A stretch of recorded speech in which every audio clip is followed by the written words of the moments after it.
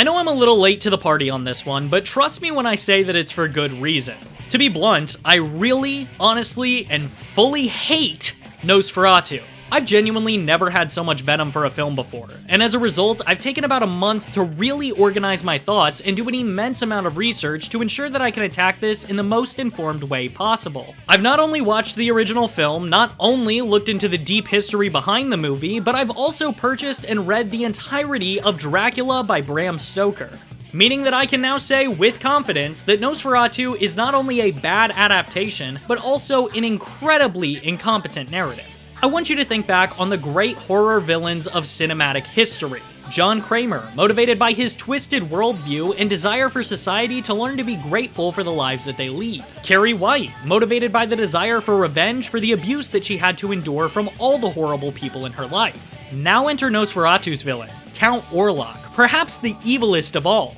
See, his motivation is that he wants to get laid. Now, while the subtext is certainly there in the original film from 1923, it was not as in your face as it is here. And the entire central focus of this movie being vampire sex really does hinder the experience for a myriad of reasons, contrary to what Twilight fans might tell you. The most glaring issue in Nosferatu is an extension of this want to make the sexual undertones anything but undertones. In the beginning, we are blatantly told Orlok's plan and motivation. He wants to move out of Transylvania for the express purpose of having sex with Ellen, and he intends to use her husband, Thomas, as a way to move into their hometown and get his consent for Orlok to sleep with his wife. All of this exposition is given to us in about the first 10 minutes. But this movie is 2 hours and 12 minutes long, and it never diverts from Orlok's plan. Everything goes damn near perfectly for him. In layman's terms, the movie just spoils itself before it even gets started and has no twists. We as the audience are just left there to wait as the characters slowly and painfully learn what we already know.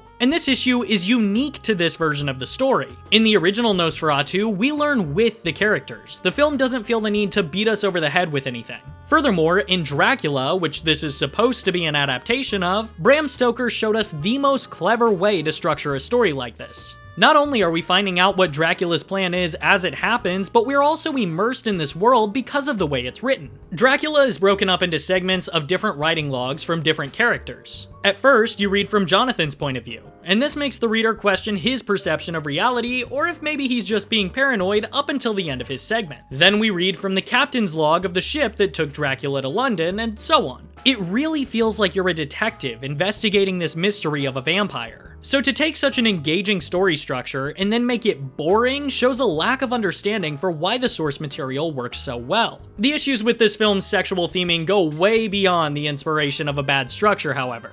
Again, comparing this to Dracula, which by all means also has themes of sexuality, there's a huge difference in approach here. Dracula is timeless because it balances a good story with fascinating subtext. It gives us so much to discuss regarding allegories and the author's intent while simultaneously providing us with this infinitely interesting vampire lore. Nosferatu, on the other hand, lays all its cards on the table and proudly proclaims that our movie is about sex. One Oscar, please. So on top of being plain boring to sit through, it also ditches everything interesting about vampires in favor of this narrative. Yes, Orlok lives in a castle and sleeps in a coffin and is implied to have bit Thomas a couple of times, but it's all just set dressing to the team behind the movie. He's less Dracula and more of an incubus than anything. And to be fully direct, if you make an adaptation of Dracula where it doesn't even matter that he's a vampire, you've written a crappy adaptation. Getting straight to the point like this is so demeaning to the audience as well. Feeling the need to scream what used to be whispers meant to spark discussion leaves the viewer with absolutely nothing to think critically about. And for such a self-important, artsy film like this, you'd expect it to at least have more layers than the surface level. Another detractor from this movie, again coming from its sexual nature, is the addition of these new, almost rapey undertones. For some inexplicable reason, Robert Eggers felt the need to create these scenes that, at the risk of sounding easily offended or prudish, have absolutely no place in this or any movie. The less obscene of these is the implication that Orlok chose Ellen as his sexual partner when she was a young girl. Thankfully, nothing is shown here, but a major part of Orlok's story is getting her to re-accept the agreement they made when she was underage. This sort of pedophilic aspect wasn't present in Dracula or the original Nosferatu. In fact, in the 1923 film, she was primarily pursued by Orlok for being a virgin. Whereas here, it is directly stated that the two of them have a sexual history that Thomas is unaware of.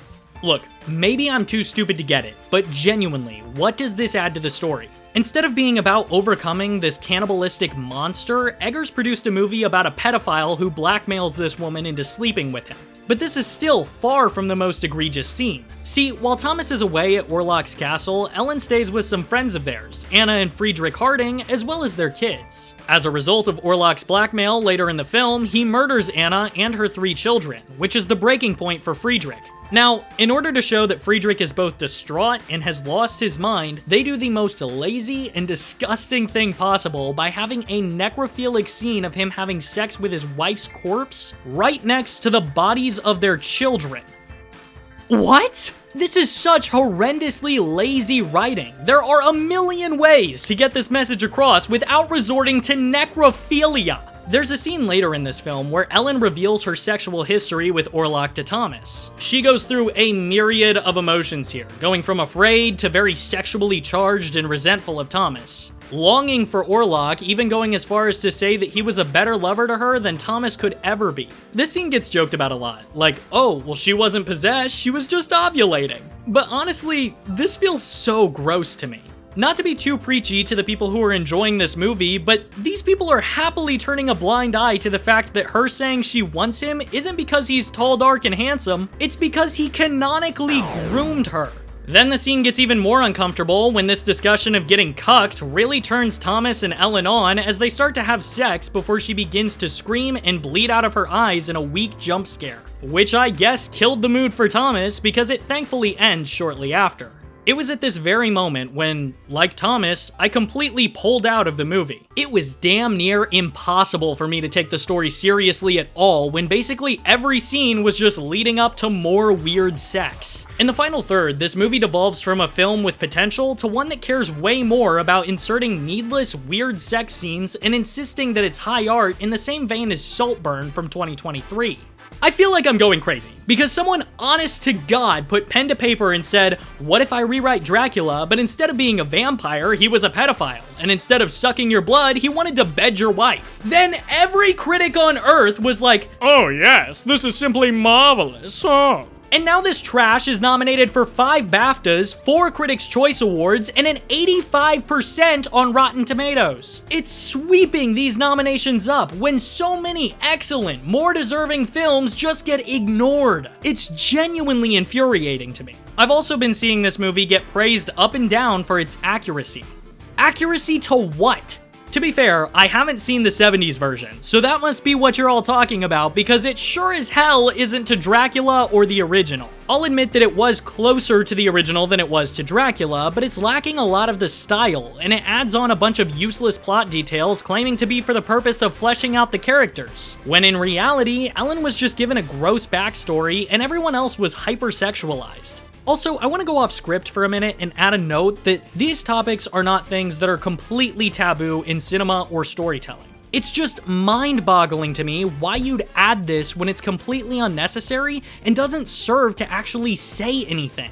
But getting back on track here, it is certainly inaccurate to the original, only sharing a name and a few story beats. These additions and the removal of vampire lore completely changes the way that we understand and interact with the film. But it is especially inaccurate to the book. On top of the structural issues that we've already covered, there are some major differences, even down to the major story beats. Both Nosferatu films cut off in what would be the middle of the book. But where I think the original did it as a result of the limited technology of the time, this is a deliberate choice in the 2024 version. The biggest example of this is that Dracula doesn't win in the end, unlike Orlok. So many of the problems with this movie would be solved had they found a way to defeat him like they did Dracula. Not only would it subvert the expectations set up in the first few minutes, but it would also help with the issues regarding it simply not feeling like a vampire movie. Another reason why this is an unfaithful adaptation is because Dracula's subtext actually has very little to do with these topics. As mentioned earlier, it does have sexual undertones. But Dracula, in my understanding, is primarily a commentary on STIs, particularly syphilis, as well as maintaining one's sexual purity. They sort of explore this by the Nosferatu bringing the plague with it, but it's really unimportant overall. Like, every death caused by the plague could be replaced with a mauling and mean the exact same thing to the narrative in Nosferatu. whereas in Dracula, it's the main focus. I mean, the story is about a monster traveling to London in order to spread his infectious blood disease that turns anyone infected into a moralless monster.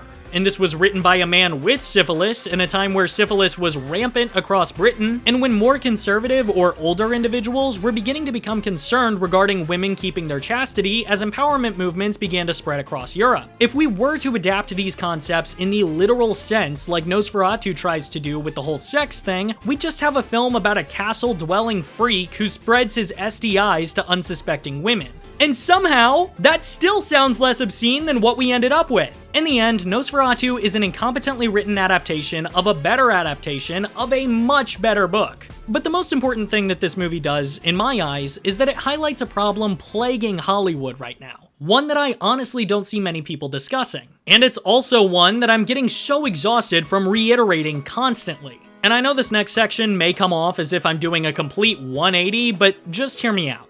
Nosferatu has a lot of good elements. For example, it has fantastic acting. Holt and Dafoe are incredible as always, and I was especially surprised by Lily Rose Depp, who I'd honestly never seen in anything before. I think the biggest standout though is Bill Skarsgård, who plays the Count. His performance is certainly aided a lot by the sound design, lighting, and cinematography as well, but he manages to maintain this dominating and horrifying presence that kept me on the edge of my seat throughout the first 2/3 of the film. And the booming voice he does for the character sent shivers down my spine with each line of dialogue. It truly is incredible work. As touched on earlier, this is also a very visually impressive movie. To my understanding, the effects are almost entirely practical, and I love the way they play with lights and shading to evoke the tone of those black and white silent era films. The set design plays into this too, paying great homage to the German expressionist style of the early 20th century. Now, you're probably wondering why I'm listing all of these wonderful qualities of the film while simultaneously saying that it was unwatchable. And this is exactly the heart of the problem. Jaron Blaschke did the cinematography, Willem Dafoe was the best actor, and Craig Lathrop was the production designer and art director. Now notice which name I didn't give any credit to.